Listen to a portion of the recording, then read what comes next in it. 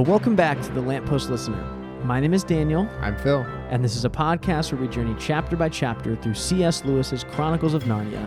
This is chapter 13 of Prince Caspian, The High King in Command. If ever there was a time to have trumpets in the background, it would be this chapter. It's this one. Maybe we'll find some and I'll put them in there. And maybe our listeners have already heard them at this point now. Yeah. Well, Phil, you and I should be pretty warmed up here. We've spent quite a little bit of time together already.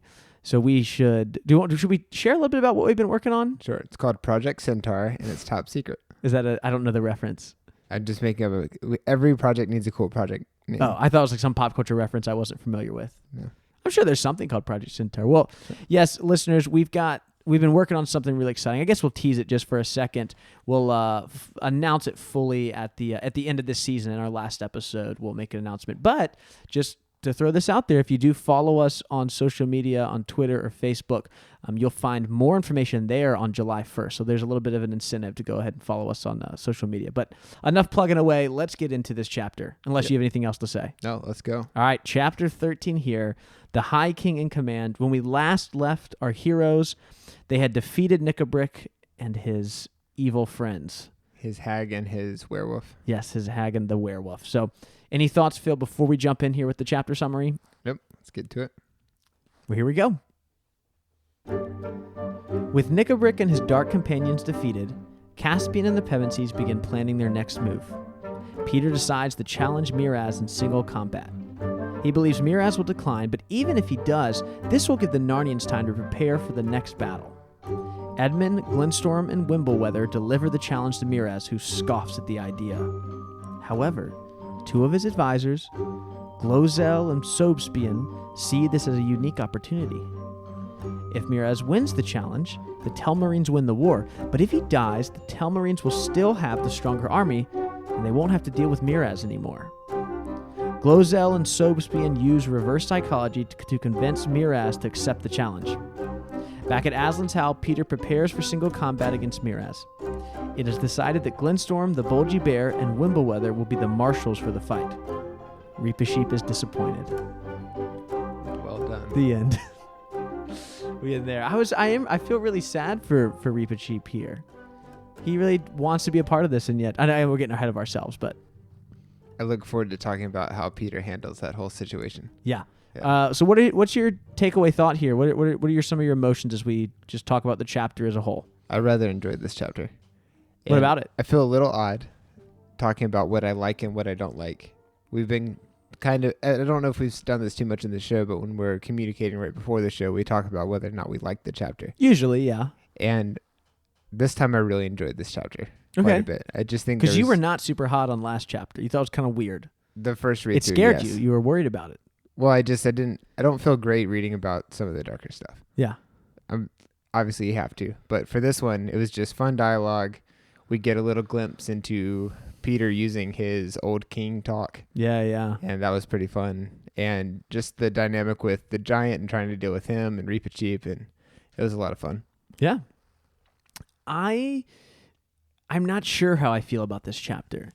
I really enjoy some aspects of it. I think this might be the funniest chapter of the book so far. There's a lot of really good... There's some humor. Yeah, humor here that I really enjoy. We'll get to in a minute, but I thought there was just some Shakespearean elements to this chapter as well, with some of kind of the political maneuvering between the advisors and Miraz, and I love all that. I loved that.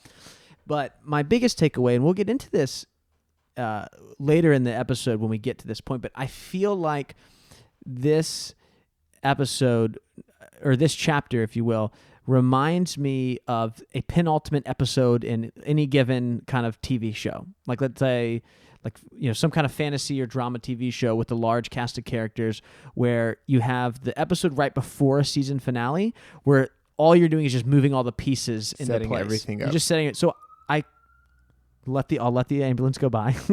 But I feel like my biggest frustration with this chapter is this is really the first time all of our characters are together, where Caspian and Peter and Edmund and Trumpkin, they're all together, and yet things are just moving so quickly, we don't get really any strong conversation between them except for, I'll say this one thing, but it's really to move the plot forward, which I guess you have to do. So I'm not saying I hated it, but I just would have enjoyed more character development or more just character moments. And I think this is my biggest issue with this book in general, is it is just so fast paced that I feel like we just have been missing out on a lot of character moments that we had in the last book. Like this is chapter 13. In chapter 13 of Wardrobe, we have the witch and Aslan holding counsel and bargaining, over Edmund's life. And I feel like we just knew the Pevensies so much better than we know any of our new characters in this book. I just don't feel like I know Caspian that well.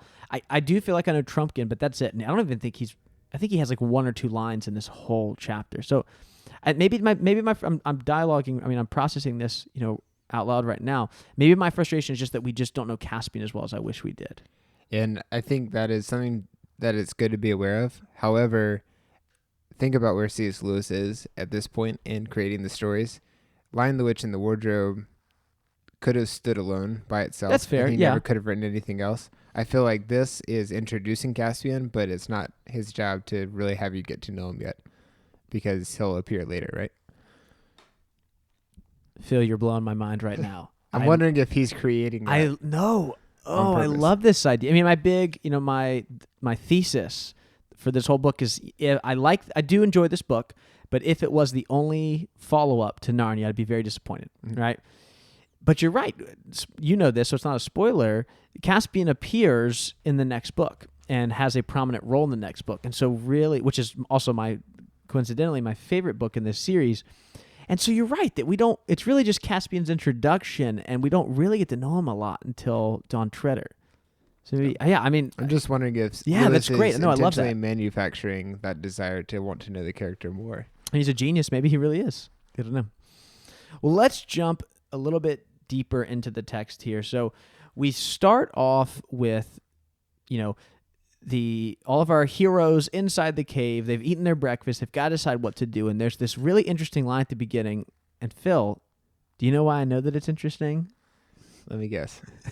491 Kindle readers have highlighted it. And what's funny about this is I read this and I was really frustrated by this line, but I want to know how you feel. So right here's the very beginning of the chapter. Can I guess what the line is? Sure, go for it. In his time, no doubt, not ours. Yes, it's the sentence before that and after that too, but you're How correct. many people underlined it? 491. Go ahead and make that 492. I also underlined it. Well, in my paper book. Here's what it says. Now, said Peter as they finished their meal, Aslan and the girls, that's Queen Susan and Queen Lucy, Caspian, are somewhere close. And here it is. We don't know when he will act. In his time, no doubt, not ours. In the meantime, he would like us to do what we can on our own. And that part, to me, is frustrating as someone who wants to see these Narnians win, because Aslan was literally just here, and all of a sudden, we have to act like he wasn't there, or we don't know when he's coming back. Are you frustrated by that, or am I just, me of little faith here? Well, I was more excited about how close that line is to our experience with the Lord. Okay. Where he's going to do stuff in his own time. And in general, yes, I am usually frustrated with that timing because I want things now. Yeah, I think that's a really good point. That makes sense, actually. And it's in Aslan's nature, or at least we should expect this from him, that we know he's not a tame lion, right? Well, Peter and Caspian, they hit it off, and they're getting to know each other well, and Peter comes up with this idea where he says, I'm going to pose a challenge to single combat to Miraz. And Caspian, or no, I think it's Truffle Hunter, is like, that. Why would he do that? And it's a good question, because Miraz and the Tummarines have a much larger army than the Narnians and Peter do. Right. But Peter's very brilliant, a very good tactician here, or at least a good critical thinker. We're like, look, I know that he probably won't accept this, but we will have to go just back and forth all day sending these messages. And hey, I've bought us some extra time. It's better than nothing. Good for Peter. This is a great idea. Right. Did you like that? I did. I thought that was a good move, and I just love how confident he is and how he knows what he's doing. He goes, it's going to take a while. We'll be sending letters back and forth all day. Bought him a day. Yeah, the High King in Command is definitely the right title for this chapter. I like it a lot. Yeah. I love that Peter, as he keeps moving on, he recalls to his mind the language in which he had written such things long ago in Narnian's golden age. Should I go ahead and read this letter that he writes to Miraz? Yes, but real quick. Let's talk about how it's going to be written down. Do you remember that part? No, tell me. I forgot. Tell me about it. So when he said, "Have you a pen and ink, Master Doctor?" Oh, yes, yes. There's a little bit of history here. I am 27 years old right now. And for 27 years, I have heard my father, every time someone asked, "Does anyone have a pen?" he would whip it out and he would say, "A scholar, my friend, is never without one." Oh, And really? hand them a pen. And he always had a pen whenever anyone asked. He's never not without a pen. It makes going to the water park really funny. And I read this. I was reading this last night. I was lying down and I leapt out of bed and I took a picture of the passage and I sent it to him. Yeah. And basically was implying like, is this where it came from? Yeah. And it is. That's so cool. Yeah. So Shout out to your dad. Yeah. Does he listen to the show? He does. Well, good for him. Thanks for all of that, Phil's dad. Hi, Dad. And Mom. Well, that's really cool. I think that's a really cool thing. That's something maybe you and I should start incorporating more Narnian quotes in our like in our just regular life. Well, quick side note, this also happened when I read Pride and Prejudice in my senior year of high school.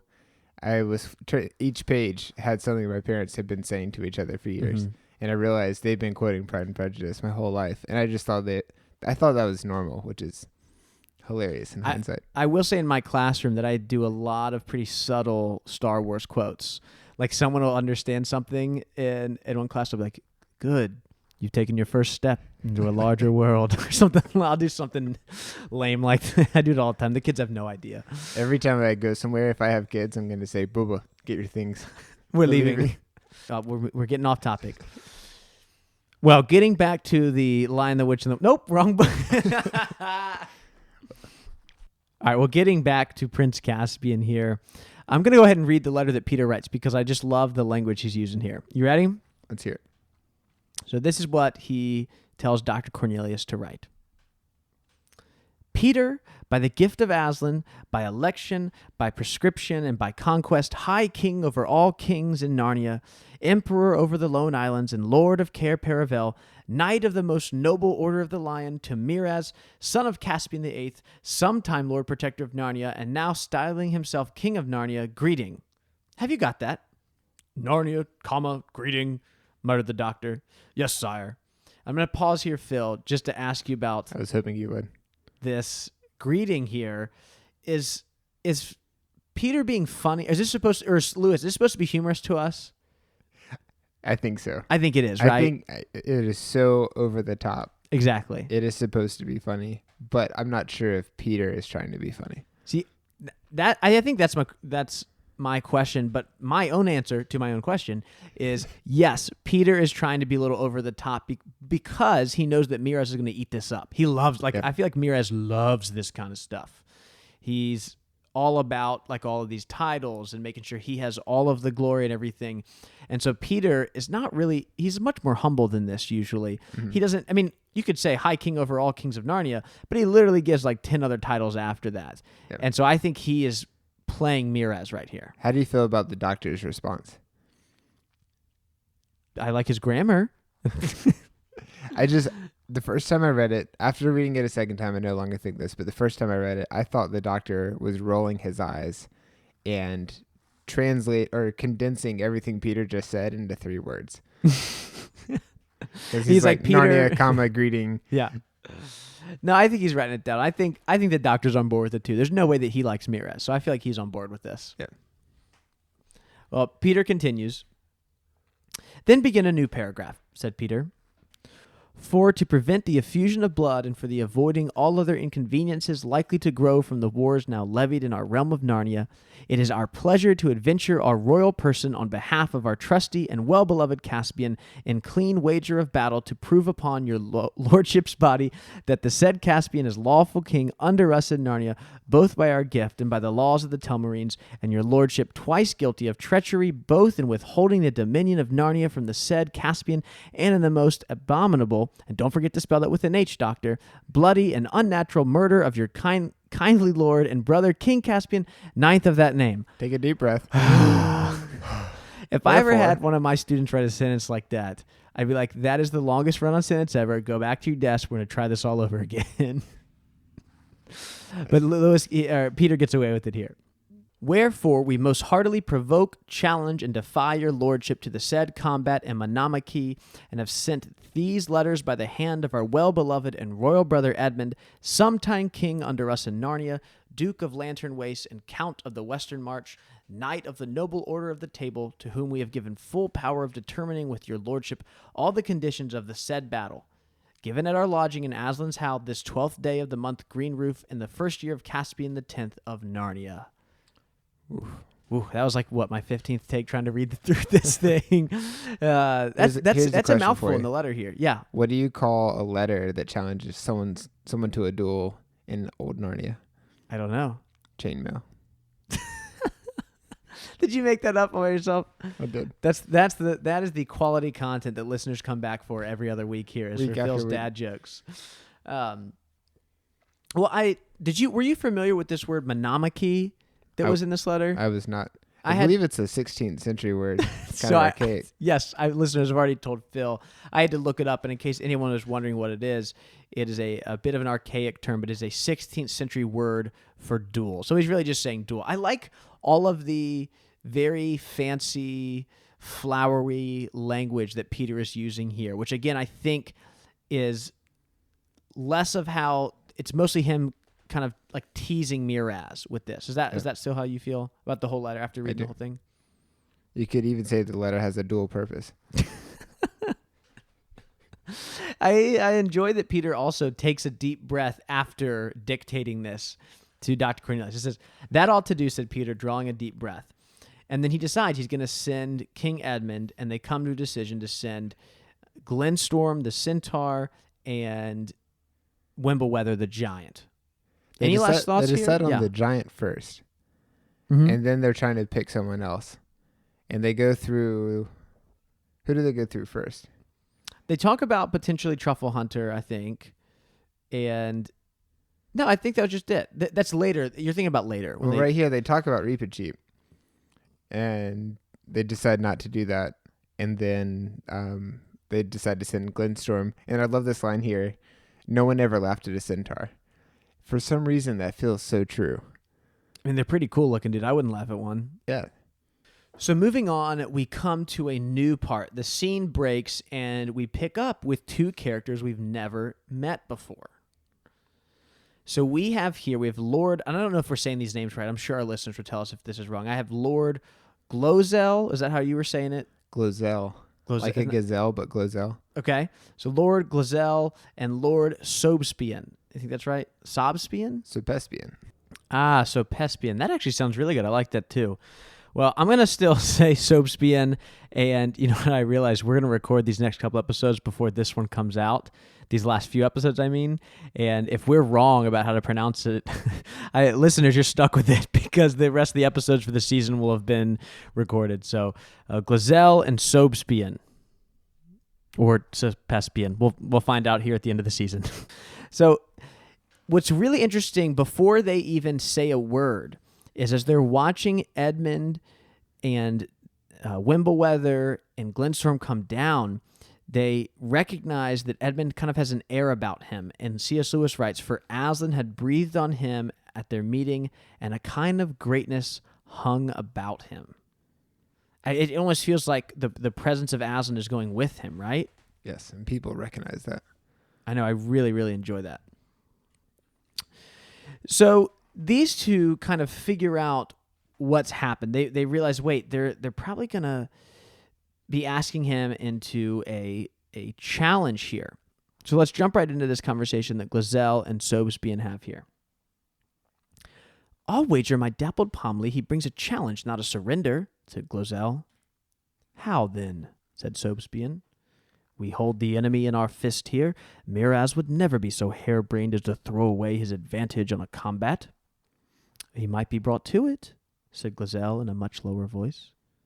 "Softly," said Sobspian. "Step a little aside here, out of earshot of those sentries. Now, have I taken your lordship's meaning aright?" "If the king undertook wager of battle," whispered Glozell, "why, either he would kill or be killed." "So," said Sobspian, nodding his head, "and if he killed, we should have won this war." "Certainly, and if not?" Why, if not, we should be as able to win it without the king's grace as with him.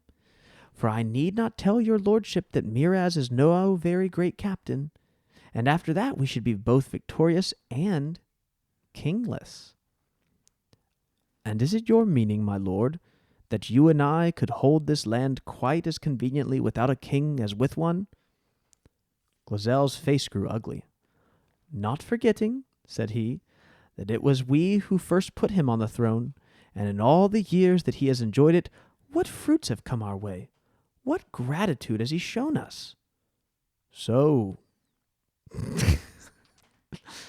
say no more, answered Sobspian. But look, here comes one to fetch us the king's tent. So, Phil, this might be... I know I never speak in absolutes here on the show, so I'll preface with that. This might be one of my favorite passages we've had in the whole book so far. I love this conversation. Yeah, and it's a very quick glimpse into some very different characters who are out for themselves and not really on the king's side, but also not on the Narnian side either. But they're going to move the plot along, I bet you. It's very true. An interesting takeaway I had was the Telmarines, despite being one people group, they do not have the same unity that the Narnians do. And the Narnians are made up of various species, beasts and animals, and they now have a couple humans, and they got all like these magical, mythical creatures. Yet, they're unified in their desire to see... Well, they're mostly unified if you forget about like Nickelbrick and stuff. But they're mostly unified in their desire to see Narnia restored to what it was meant to be. Conversely, the Telmarines are really only motivated by their own self-interest. They don't have one vision for what the future looks like after they win this war. It's kind of each of these leaders seem to be in this just for themselves. So even though they are this one people group, the Telmarines, they are so much more fractured than our Narnians are. Right. And I think that's going to be a big part of their... I mean, I think you can kind of understand that this is going to lead to their downfall eventually, right? Like, I think that'll be a really big part of their downfall here is that they are so fractured by their own self-interests. Right. And I love this. I really do. I think this kind of like political maneuvering here is not only is it just really fun, it's really it's really exciting to watch. So, Phil, I found a new book, which we have never mentioned here on the show before. I just found it as I was doing research for this episode. And I'm really frustrated because I wish we had had this for a while. But it's a book called The Keys to the Chronicles, Unlocking the Symbols of C.S. Lewis. What's it about? It's about the keys to the Chronicles. It's about symbolism, really, in the Chronicles of Narnia. It's written by Marvin D. Hinton. He's an English professor at Friends University in Wichita, Kansas. And he made some really great points as I was reading about some of his thoughts on Prince Caspian. And I wanted to read a little paragraph from his chapter in his book on Prince Caspian. The challenge is delivered to Miraz's lords, Glözel and Sobspian. Glözel fashions a plan to deceive Miraz into accepting the challenge. Gloze in Middle English means to flatter or deceive. Glözel's reason for deceit, that he and Sobspian put Miraz on the throne and have been repaid with ingratitude, parallels the plot of Henry IV, Part 1, a Shakespearean play, where Worcester and Hotspur, two of the key leaders in overthrowing Richard II and placing Henry IV on the throne, confer in complaint over Henry's supposed ingratitude toward them. Did you pick up on any of these Shakespearean references? I did not. I didn't pick up on that one in particular, honestly. I don't know if it was just that they have these two names here, and I was even just thinking of like Rosencrantz and Guildenstern, even though they're very different type characters. I will say that having read just the beginning of Julius Caesar and the pace of that dialogue and understanding how they go back and forth and the double meanings of things, this does feel like that. It does a little bit, and also just the kind of I mentioned before, like the political maneuverings here do feel. I was thinking a little bit of even like Hamlet and some of the stuff. I mean, I think we've even brought up some of the relation that this book has to Hamlet. And so I also just thought it was really interesting. I love the etymology here that C.S. Lewis is going back to, like using Middle English words that are like, yeah, this means flatter or deceive, and I'm putting that into the character. So It reminds me of J.K. Rowling's the way that J.K. Rowling came up with the names for stuff. Like Professor Lupin. Yeah, everything had a meaning to it and seemed to be arrived at either by Latin or it was a personality type pulled from history and then adjusted a little bit for the story. But it wasn't super obvious. Lumos was a little obvious, but that one makes sense because it would have the same root. But some of the other stuff, I read a book that was breaking down where the stuff could have come from. It was an unauthorized thing, but it was just fun because it had real meaning. Some of the futuristic scientific stuff, it's so completely far removed from our language that it's a little harder. So I appreciate that Lewis does this. Yeah, I really like that. After this exchange, the king turns to his advisors and asks for their advice. And are you going to read from me this part? Yeah, I love this interaction. So Miraz says, I suppose there's only one opinion between us? I suppose so indeed, sire, said Glozell. And what is that? Asked the king. Most infallibly to refuse it, said Glozell. For though I have never been called a coward, I must plainly say that to meet that young man in battle is more than my heart would serve me for. And if, as is likely, his brother, the high king, is more dangerous than he, why, on your life, my lord king, have nothing to do with him. It's just so good. Plague on you, cried Miraz. It was not that sort of counsel I wanted. Do you think I am asking you if I should be afraid to meet this Peter, if there is such a man? Do you think I fear him? I wanted your counsel of policy on the matter, whether we, having the advantage, should hazard it on the wager of battle. To which I can only answer, your majesty, said Glozell, that for all the reasons the challenge should be refused. To which I can only answer, your majesty, said Glozell, that for all the reasons the challenge should be refused. There is death in the strange knight's face. There you go again, said Miraz, now thoroughly angry. Are you trying to make it appear that I am as great a coward as your lordship? Your majesty may say your pleasure, said Glozell sulkily. You talk like an old woman, Glozell, said the king. What say you, Lord Caspian? And then Caspian does a pretty similar thing, right? He just plays right along. This is so fun. It's so good. I love this. I was beaming as I read this. Both times. Before this. And as I was reading it just now. Yeah. All three times. It's so fun. And it just... I love this kind of evil fool that Miraz is, right? Where he's almost this... He's not a lovable bad guy, but it's just fun whenever he's here in the book. Whenever we have a scene with him... I really don't hate him as a character because we're really finally starting to see more of who he is, not just from Caspian's perspective of the scary uncle. We're seeing who he really is, and he's a really fun character, and he's someone that I love spending time with him. He reminds me of Captain Hook in the animated Peter Pan. Oh yeah. It's just so over the top. He's so clearly a bad guy, but it's so ridiculous that it's kind of fun to laugh along. Well, because even his own people know he's ridiculous. Like he's literally being played by two of his advisors here, and he doesn't realize it at all. He's an idiot, Well, there's even as we laugh about these things, there's even a little piece of dialogue that Glozell has later where he says, "No man of your majesty's age would be called coward by any wise soldier for refusing the combat with a great warrior in the flower of his youth." This is hilarious. Also, Miraz's response says, "So I'm to be a dotard with one foot in the grave as well as a dastard." I don't even know what that means. It's just fun to say. He even, as you keep going down, he says, "I had meant to refuse it, but I'll accept it. Do you hear? Accept it. I'll not be shamed because some witchcraft or treason has frozen both your bloods." And then just one paragraph down, the two lords looked at one another and chuckled quietly.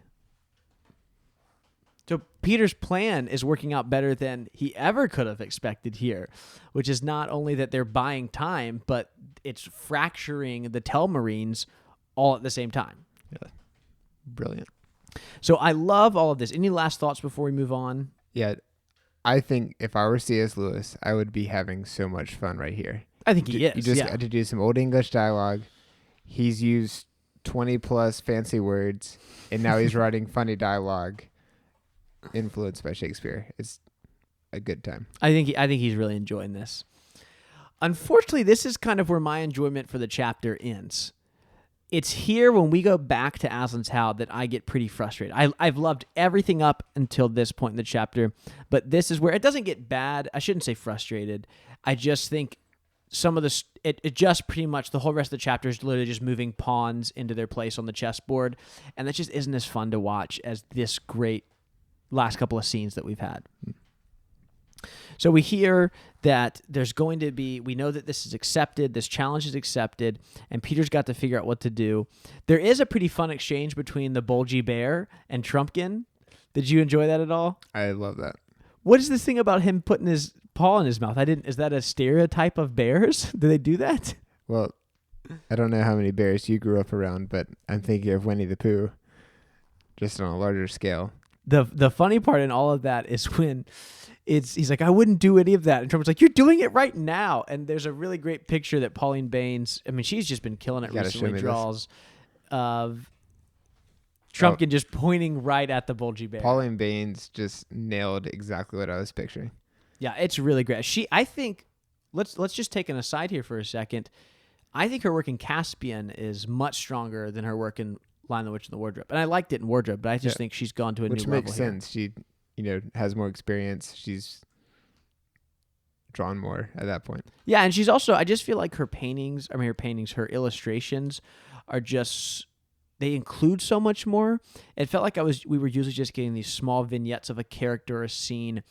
And aside from a couple of illustrations, like when all the Pevensies are eating at the Beaver's Dam, most of them are just one or two characters by themselves. But here, even when we have two characters like Trumpkin and the bulgy bear, we still get the grass, we get trees on both sides, and a little bit of the sky. And it feels just like there's more there. And I really enjoy that. So after this conversation, the bulgy bear, because the bears have long been marshals in these kind of things, it's decided he gets to be one. But then Reepicheep pipes up and says he would like to be a marshal too. And this puts Peter in a weird situation. Complicated by the fact that someone's laughing. And we know that it's the giant, but Reepicheep doesn't know it yet. Mm-hmm. You just hear this loud laughter. Peter looks down and very gravely says, I'm afraid it would not do. Some humans are afraid of mice. Reepicheep responds, I had observed it, sire. It would not be quite fair to Miraz, Peter continued, to have in sight anything that might abate the edge of his courage. And Reepicheep just responds so well to this. It builds him up, but it also is a firm no. But he could have just said no. You can't do it, and that would have brought all these insecurities. But because he addresses the real need, that he wants to be viewed as fearsome and scary, and makes him feel that, but also says no at the same time in a very tactful way. I feel like he scored a lot of points there. Well, let me ask you this, Phil. Why do you think Peter doesn't want Reepicheep to be a participant in this? I'm not sure. Maybe have someone who can actually do some damage in the reserves. But we know that you're saying he wants to save Reepicheep to do something else, because we know Reepicheep's probably one of the most powerful people, mice in the Narnian army. My idea is more that he is in agreement that it will look pretty silly to the Telmarines. Now, he knows that Reepicheep is a very formidable foe to the Telmarines, but they won't know that. And he does realize the optics on that are not great. Yeah. And so it's cool if a bear's up there, right, or a centaur, but, a mouse, maybe not as much. And so in a similar way that we just saw Miraz's advisors do, he kind of uses a little bit of reverse psychology on Reepicheep here, where he's like, one, some humans are afraid of mice, but also, it really wouldn't be that fair to Miraz if something so scary was on the side here. He's kind of like building up Reepicheep, but it still is, he kind of is manipulating Reepicheep here. So it's kind of Peter having to play, and when you're in leadership, sometimes you have to kind of play that line a little bit. So I actually do really like the parallel between the Miraz's advisors and Peter here. And I think Peter handles this much better. Because again, he's not necessarily doing this because he just like, I don't want to look like a loser with a mouse up there. He's doing it because he thinks it's what's best for the Narnians, even if it might hurt Reepicheep's feelings. He does it in a gentler way. He does. So then that's pretty much where the chapter ends, with the fight is about to take place at 2 hours after noon. They're going to have dinner right at noon, and then the chapter ends. So any last thoughts, Phil, before we wrap this up? I'm excited to find out what happens. So we only have, let me ask you some questions about what happens next. We have 2 chapters left. Do you have any, what's going to happen next? I'm guessing there will be a battle between Miraz and Peter. It'll look like Peter's about to lose, but then he'll actually win. Mm-hmm. And then there will be a big feast. So you think after Peter has defeated Miraz, the Narnians will win, and then that'll, and then maybe the last chapter is just some wrapping up storylines. Yes. And Aslan is going to come back at some point because something might not go quite right. Perhaps the army attacks anyway, even after Miraz is defeated. Okay. All right. Well, next time we have chapter 14, How All Were Very Busy, which, if I'm honest, not my favorite chapter title. But one of the words needs to be more than 4 letters. Yeah. In that chapter, the Telmarines and Narnians engage in the second battle of Baruna. Ooh. Well, listeners, if you have enjoyed following along with us here in Narnia, you can continue that journey by following us on our Twitter or Facebook pages. If you have any feedback, you can email us at thenarniapodcast@gmail.com or leave us a voicemail at 406-646-6733. We would also appreciate a review on Apple Podcasts because this helps other listeners find the show and join together on our read-through. Also, make sure you have subscribed to the show in your favorite podcast app so you can wake up to a new episode every other Wednesday. Our show's themes were created by Kevin MacLeod. You can find more of his work in the links in the episode's description. Thank you for coming along on this journey, and we will be back next time with Chapter 14.